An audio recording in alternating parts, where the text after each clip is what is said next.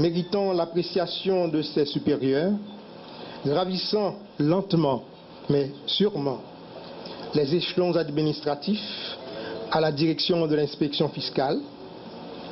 Il était déjà chef de service à cette direction quand les échos de ses performances et de son professionnalisme, franchissant les frontières de l'administration centrale du MEF, lui ont valu d'être choisi pour mener la direction du contrôle budgétaire à la direction générale du budget. À une époque où les réformes entamées dans la gestion des finances publiques haïtiennes demandaient des compétences certaines. Cependant, il devait bien vite retourner au bercail pour prendre les commandes de la direction de l'inspection fiscale où il avait grandi, acquis l'expérience et le savoir-faire, bâti sa réputation de fonctionnaire intègre, renforcé par des études universitaires tant en Haïti qu'à l'étranger, se spécialisant dans les domaines des finances publiques et de la fiscalité, notamment à l'École nationale d'administration financière, première version, et à l'IAP de France. J'ai eu le plaisir et l'avantage, après plus d'une dizaine d'années d'une fructueuse collaboration, de l'avoir durant 2 années et demie comme adjoint à la direction générale du ministère. J'ai donc eu l'opportunité d'apprécier toutes les potentialités, toutes les dimensions de l'homme. Son sens de responsabilité,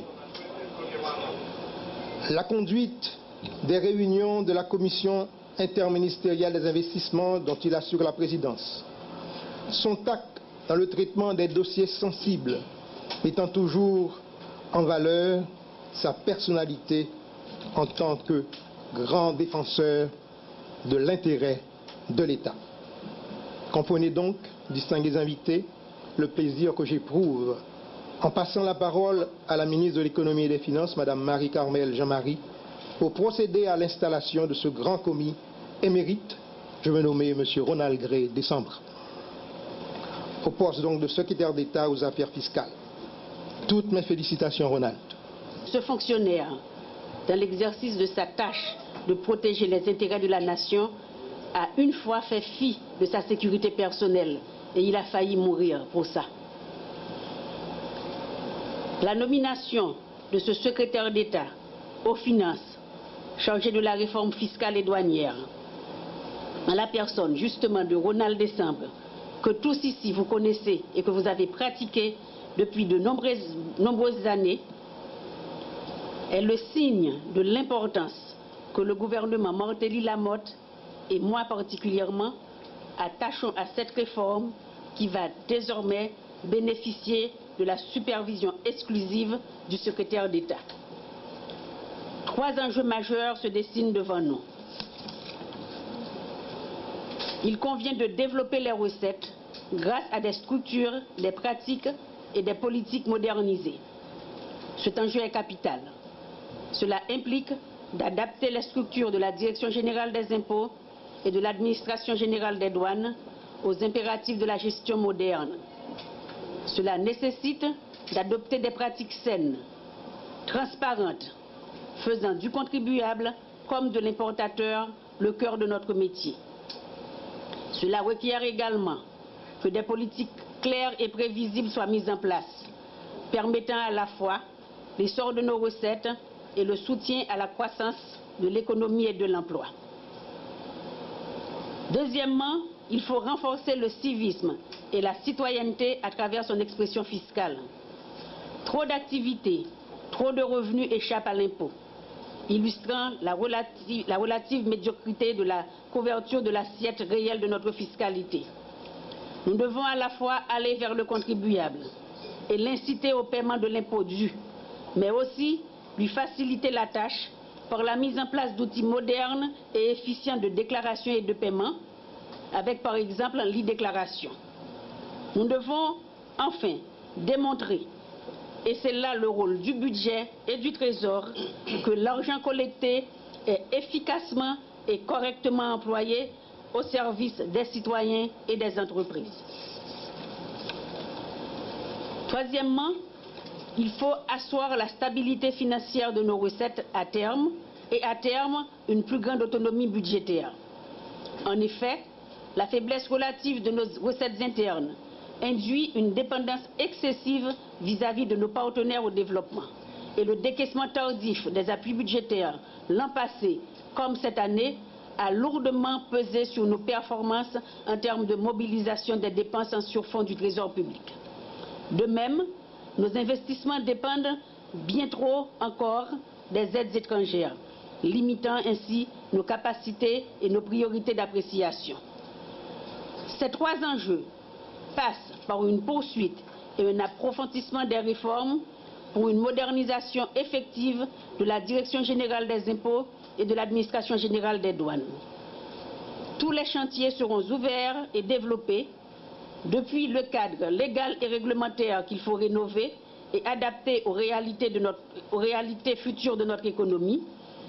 Les structures nouvelles, comme l'unité chargée des entreprises moyennes ou celle en charge des organisations non gouvernementales qu'il faut rapidement mettre en place. L'adoption d'outils, notamment informatiques, qui nous permettront une meilleure connaissance et maîtrise des contribuables et de la matière taxable. L'introduction de nouvelles formes de fiscalité, comme la taxe sur la valeur ajoutée TVA, qui viendra bientôt remplacer notre taxe sur le chiffre d'affaires TCA. La définition de politiques de taux qui inciteront les firmes à produire en Haïti et à créer richesse et emploi. La formation des cadres et des agents qu'il faut assurer en l'étendant au domaine de l'éthique et des bonnes pratiques. Bref, votre mission, Monsieur le Secrétaire d'État, qui sera bientôt définie à travers les termes de référence qui vous seront communiqués, sera lourde, permanente, prenante et exigeante. Elle mobilisera toute votre énergie et également celle des hommes et des femmes des deux directions générales, mais je ne doute pas, quand viendra l'heure des bilans, nous saurons ensemble démontrer que la modernisation des administrations fiscales et douanières a réellement progressé et que les recettes sont là. Sachez que vous pouvez compter sur mon soutien constant et déterminé. Bonne besogne, Ronald. Merci.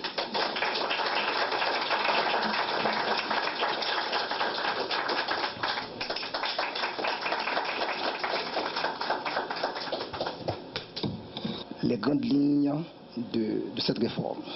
Il s'agira de rationaliser l'administration fiscale et douanière pour qu'elle soit plus performante.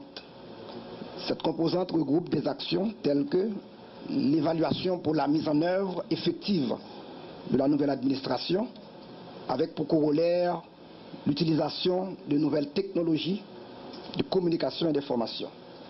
La création d'une structure pour les moyennes entreprises et les ONG, le recentrage des activités de l'UGCF, sur le suivi des grandes entreprises, la simplification et l'harmonisation de la législation fiscale et douanière, parce que la législation doit être en adéquation avec la réalité économique, l'amélioration de la qualité des services rendus aux contribuables et aux importateurs pour promouvoir et faciliter le respect volontaire des obligations fiscales, car il faut arriver à établir un dialogue permanent avec les opérateurs économiques. Le renforcement des compétences des agents et l'amélioration de leur éthique professionnelle, la gestion des ressources humaines est importante, l'élaboration de plans de formation aussi.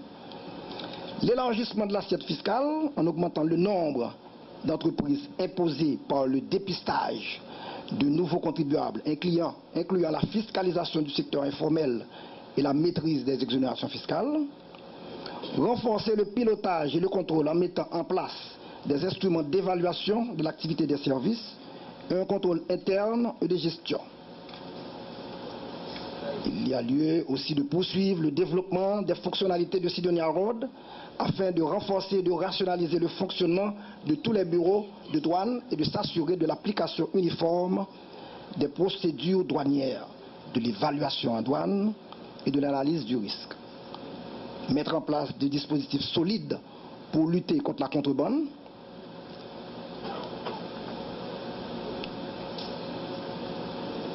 Mesdames et messieurs, je ne terminerai pas sans mettre l'accent sur la nécessité impérieuse de rationaliser les régimes d'exonération et la franchise douanière afin qu'ils soient effectivement en adéquation avec les objectifs économiques et sociaux recherchés. Leur octroi de manière non planifiée et contrôlée sont source de distorsions dans l'économie et de difficultés majeures en raison de leur impact négatif sur le niveau des recettes budgétaires, mettant ainsi l'État dans l'incapacité de mobiliser les ressources suffisantes afin de renforcer son indépendance vis-à-vis de l'aide externe. Le Code des investissements, la loi sur les zones franches, la loi sur la franchise douanière, les contrats passés entre l'État et les firmes étrangères et locales sont autant de domaines qui doivent susciter de sérieuses et profondes réflexions afin d'aboutir à un arrêté d'application cohérent fondé sur la transparence, facilitant dans le pays le développement accru des activités économiques axées sur un équilibre qui protège les intérêts publics, tant publics que privés.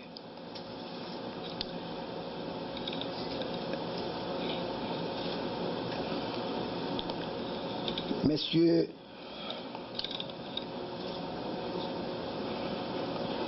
les directeurs généraux de la DGI et de la douane, monsieur le directeur de l'inspection fiscale, puisque vous allez être désormais mes collaborateurs immédiats, il y a un défi à relever. Je ne peux le faire sans vous. Je vous garantis toute ma collaboration et je suis sûr que les vôtres me sont déjà acquises. Mettons ensemble notre force, notre science, notre détermination, pour qu'un jour, lorsque vous aurez à contempler l'horizon de votre parcours dans l'administration publique, vous puissiez dire avec un sentiment accompli, le sentiment de travail accompli, non nobis domine, non nobis. Non pas pour nous, mais pour la gloire de la providence.